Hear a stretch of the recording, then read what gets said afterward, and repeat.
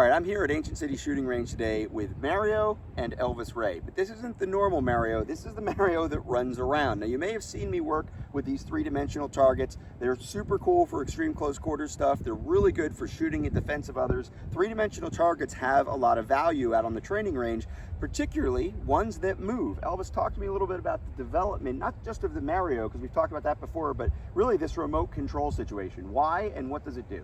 So thanks for having me here, Rob.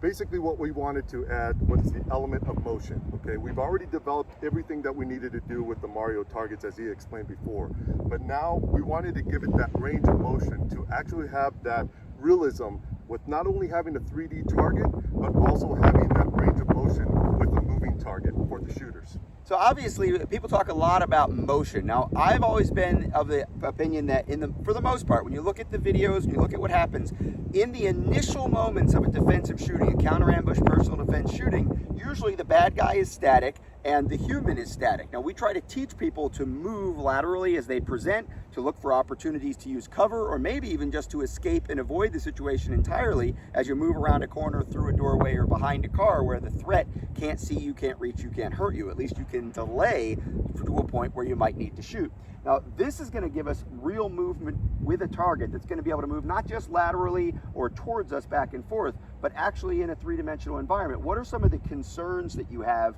when you get ready to teach somebody how to use a unit like this?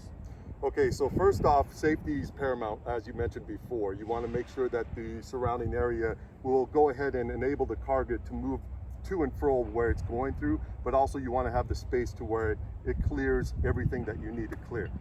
So we're out here on what used to be known as the 200-yard range. It's actually a 450-yard range now. The new grass is coming in. This is going to be back opened up to the members and the public relatively soon. But what we're going to do is we're going to be able to actually embed ourselves down here in what is a 180-degree safe shooting environment. Now, technically, there are berms up in this direction too, but by protocol, we're not going to shoot past the 180. I can shoot into the sides and I can shoot into the back. But what you might notice about Mario is that he's a little bit shorter than us right now. We're average height. Mario, if we took him off of the moving stand, he'd be really short, right? Normally, if we just took the normal size supports that Mario has, he'd be up about this tall. And as you can see, based on the berm behind me, if I were at close range, normal defensive shooting range, and I were to shoot up at a head that were here, I'd be going up over this berm. And that's one of the biggest problems I see with remote control targets on the training environments. When I see them on YouTube, I see them on Instagram, on Facebook, I get really worried about whether or not the people shooting at them have any awareness for what's going on around them. Now, usually I'm told, well,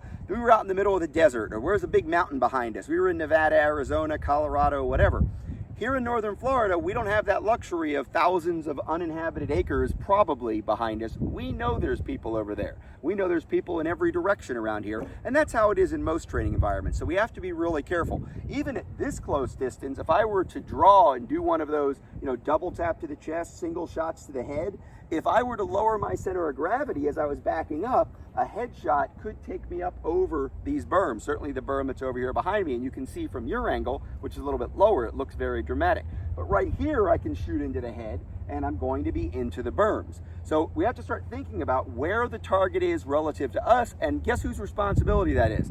The operator. The operator really has to think about the angles that he's putting the student in. And when I say student, I mean student. It's one of the things I worry about with this kind of technology is that two guys buy it, they go in halvesies, they're peers, they're training buddies, they're shooting partners, they take it out onto the range, and they aren't really thinking about themselves as coaches or as instructors. And remember, ultimately the responsibility for safety lies with the person running the training, person running the drill. So the operator has to be really aware of the angles and the positions that everybody's in, because if this target were to go up in this direction and I got sucked into the reality-based training of it and I was really hyper-focused on the target, I could create a danger for the operator, my training partner, or anybody else around the range. We have to keep that in mind. What else do you tell people when they're thinking about purchasing something like this?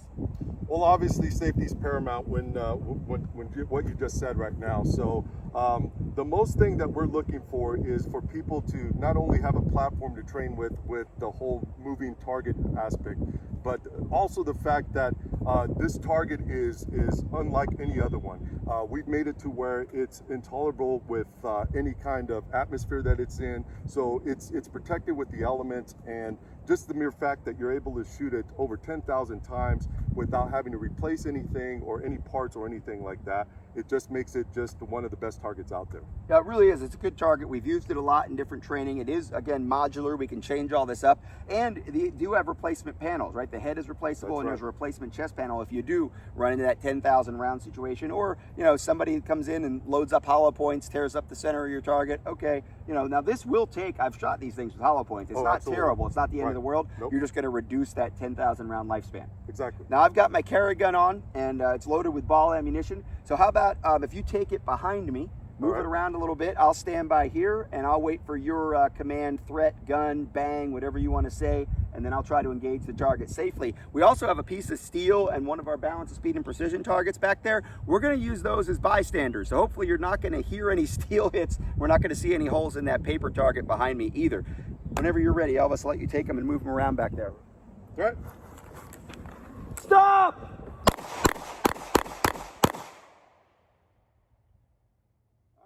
So let's take a look. Now I moved off camera laterally. Of course, the idea there was, you notice I shot this guy in the back, and here's something that's incredibly important. And I think I mentioned this when we were talking about the intro to this situation. When you're dealing with a three-dimensional target, you get to have that practice for shooting in defense of others, right? So what did I see? I saw a guy moving this way with a gun in his hand. I drew my gun. I told him to stop. Now there's nobody over there. Immediately the target turned, and I don't know if Elvis was thinking I was going to go in this direction or not, but immediately the target turned towards the paper target, which I already said was a bystander. I told the guy to drop the gun. He didn't, and I fired my shots. Now I had to take into account the angles of the bad guy and the angle of the bystander. Take a look.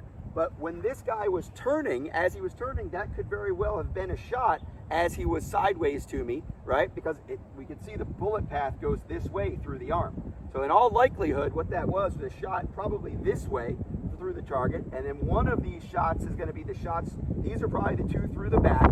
Then the target turned, and that looks like an entry here, right? So two targets from the back coming in through the front. We know this target's a little bit lower than me. Let's spin him around. And sure enough, when we spin them around, you're going to see that those shots are higher as they went into. So this was probably a shot at an angle that came out through here, and this was a shot that went in this way through the high center chest and came out the front. And then this is the exit from that shot as it turned around with that one shot that went through the shoulder.